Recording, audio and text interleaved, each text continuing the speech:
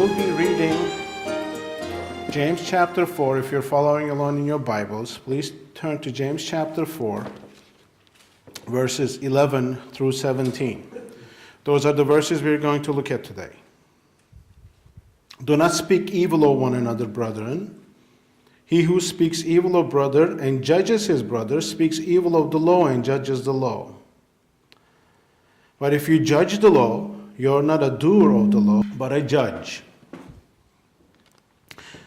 There is one lawgiver who is able to save and to destroy, who is able to judge another. Come now, who you say, today or tomorrow we will go to such and such city, spend a year there, buy and sell, and make a profit. Whereas you do not know what will happen tomorrow, for what is your life? It is even a vapor that appears for a little time, then vanishes away. Instead, you ought to say, if the Lord wills, we shall live and do this and that. But now you boast in arrogance. All such boasting is evil. Therefore, to him who knows to do good and does not do it, to him that is sin. May the Lord add his blessing to the reading of his word.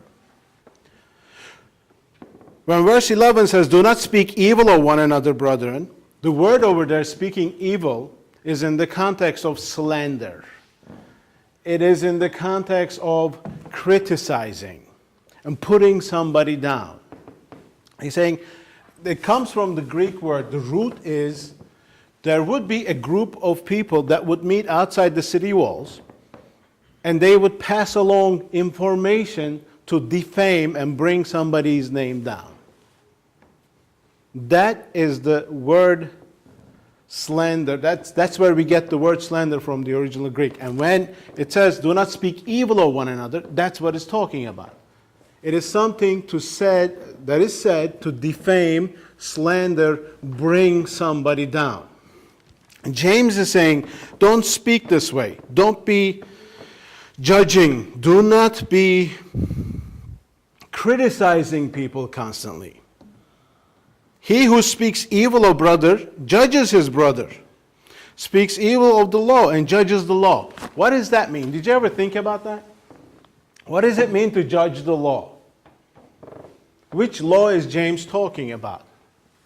I believe he's talking about the law. And Jesus said, when they asked him, what is the greatest law? He said, you will love God, love your neighbor. When you're judging your brother, you're not loving your neighbor. So what does it mean to judge the law? Stay with me. What does it mean to judge the law? To judge the law is to say, I am not doing this because the way I think is better. When I am not doing what the law says, I am judging it. By criticizing, by speaking evil of others, what I am doing is saying that law is not good. But at the same time, I'm saying, I am a Christian, I am a believer. Well, if you're a believer, you live by what God says. If you're not living by the law, like Jesus said, love your neighbor and love God, then you're saying, I don't believe the law. You're a hypocrite. We can't be criticizing, judging people, chopping them down constantly, and say we are loving them. That's not how it works. That's not true love. That's not loving your neighbor.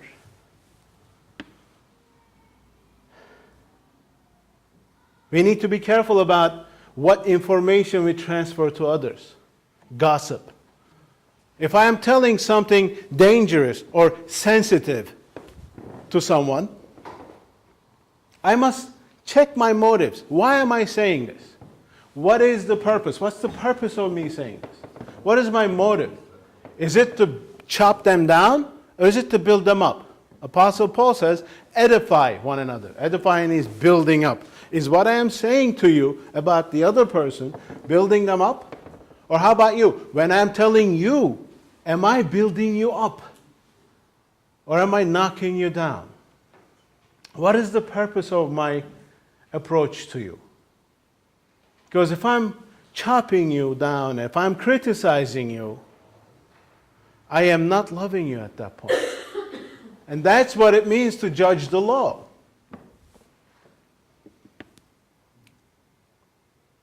When I slander, lie, say things that are not true, you're saying, I don't believe the law.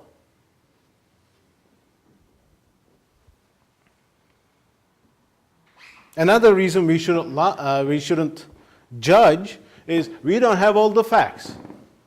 There was a woman in the airport waiting for her plane. There was a few hours, so she picked up a book from the bookstore and a bag of cookies. She found a comfortable seat. She sat down, started reading her book, and she opened the bag of cookies, and she started reading and eating, and she noticed that there was a guy sitting next to her. He was also taking cookies from the bag. She was taking one, he was taking one. She was upset, but she didn't want to make a scene. So she played it cool, she was calm, but inside she was feeling, can't believe the guts on this guy. Look what he's doing. And there was only one cookie left at the end. She was wondering what he's going to do, I wonder. So he had a nervous smile on his face, didn't know what to do. So he took the last one, broke it in half, and gave it to her. Okay? She was very upset. She said, I can't believe this guy's got the guts to do this. If I wasn't so nice, I would give him a black eye. So finally, they called her flight. She was so happy. She got up and didn't even look back. She just marched into that plane, sat down, got comfortable, trying to put the whole thing behind her. She reached into her bag to get her book. What do you know? There was her bag of cookies.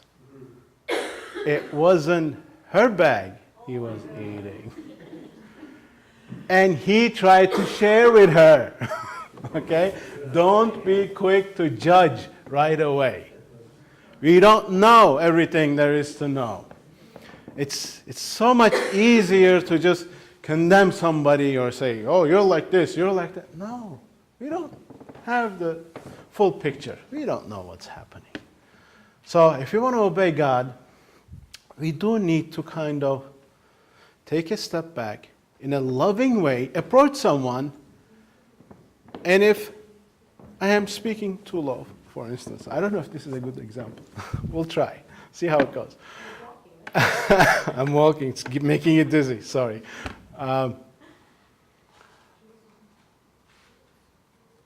It's to build me up, and that's good. Okay? Your intent is important.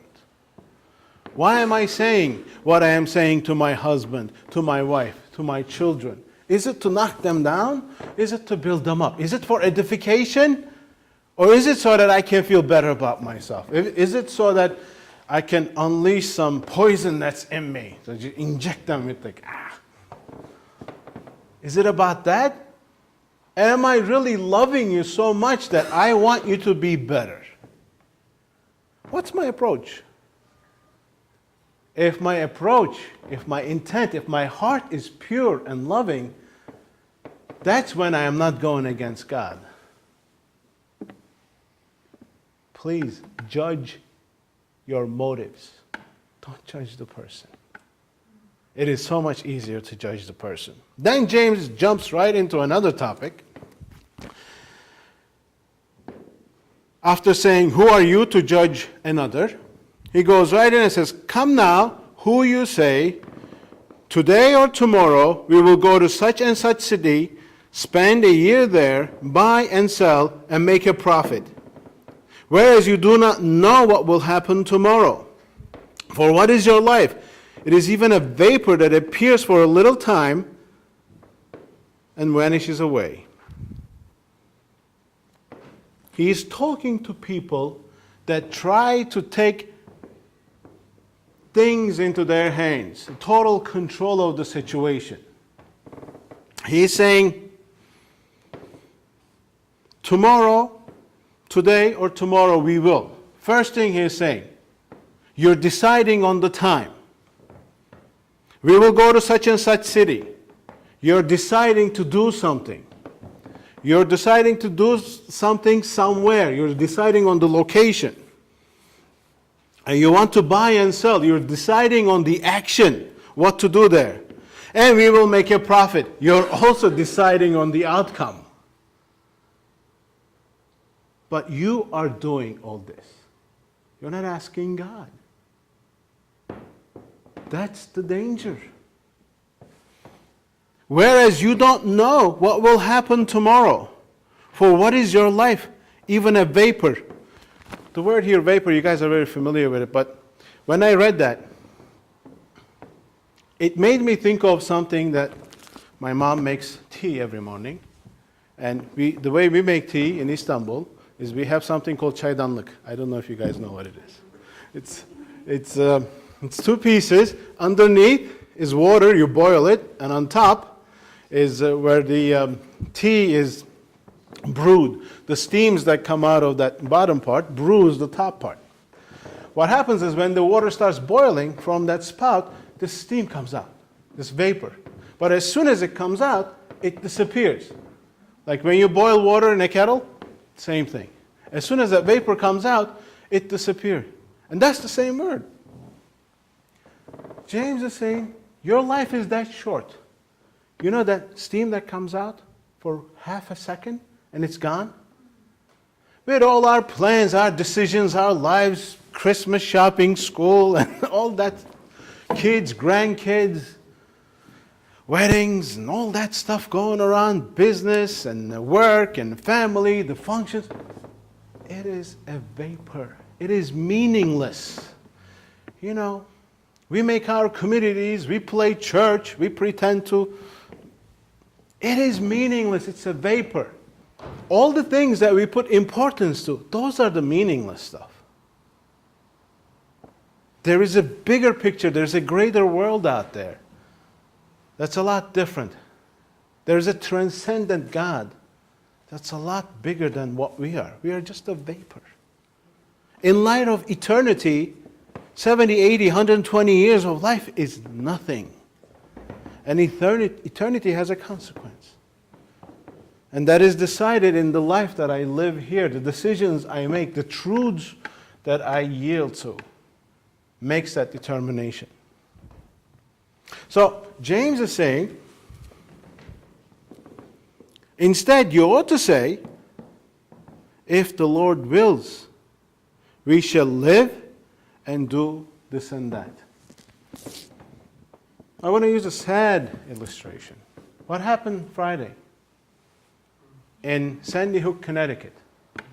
20 kids, 6 adults, maybe 8 with the shooter, I'm not sure.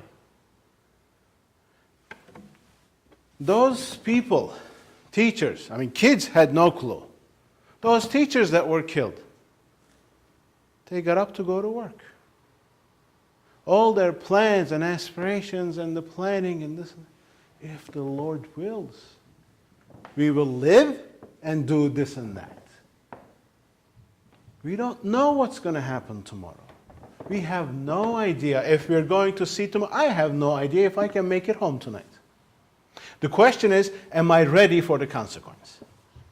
Am I ready to face what is coming, what is next? That's eternity. Bible says, absent from the body, present with the Lord. Am I ready when I'm present with the Lord? That's what it comes down to.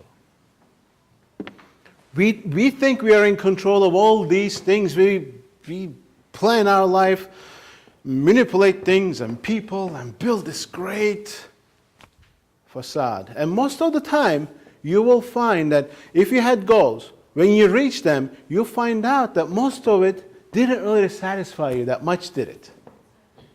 If you're honest with yourself, you will see it's kind of like a carrot stick that's being dangled in front of you. Just a little bit more, just a little bit more, just a little bit more. We have no idea what's about to come. Those of you that know real estate might be familiar with the name Larry Silverstein. You know who he is? He's one of the biggest real estate people in New York. He built this billions dollars worth of real estate empire. Okay? He had one goal, that he could not reach, and that was to own One World Trade Center. He said, that would be the crowning jewel if I was to just get it. Finally, after years of struggle, manipulation, planning, whatever it takes, he signed a 99-year deal with Port Authority for $3.8 billion to purchase, to lease, the Twin Towers. 6 weeks later was September 11, 2001. What happened to your plans, your dreams, and everything you had figured out? If the Lord wills. 6 weeks. What happened? The whole thing it's still not built. If the Lord wills. We are not in control of anything. Please understand. We control very little. If the Lord wills, we will live and do this and that. Instead, you ought to say, if the Lord wills, we should live and do this and that. But now you boast in your arrogance. I'm going to buy the World Trade Center. I'm going to build this business. Do you remember Nebuchadnezzar, the king? He had the biggest empire, the greatest architecture of the time. One day he went into his balcony, he looked out, he said, isn't this the great Babylon I have built? A few weeks later, he was eating grass, lost his mind. Okay. Pride, arrogance, slander. This is not from God. This is not from God. This is what the Word says. It's not my words. It's God's words. He's saying that, but you boast in your arrogance, and all such boasting is evil. It's serious business.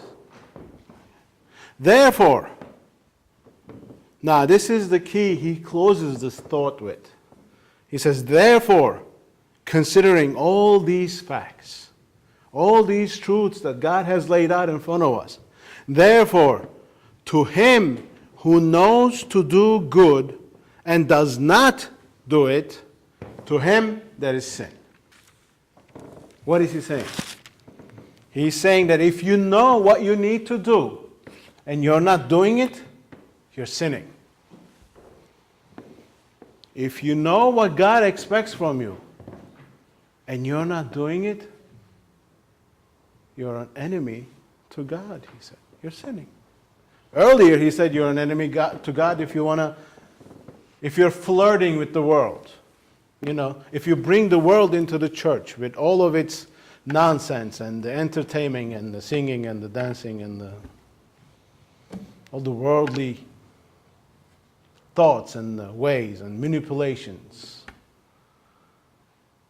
and the greed and the manipulation of the whole system, that's not from God. Trying to control people through this and that. That's not from God. My intents, my heart, my motives are what is God looking at. And that's what I'm responsible for at the end of the day. To him who knows to do good. If I know what God expects from me, what he wants me to do, if I know what God expects from me, what he doesn't want me to do, sins of omission and commission, I'm responsible for them. Anything I do, I must do because of my faith in God. God needs to be the overarching, the transcendent factor, truth that decides how I live, what I do, and most importantly, why I do it. To him who knows what to do and does not do, he is sin. God bless you.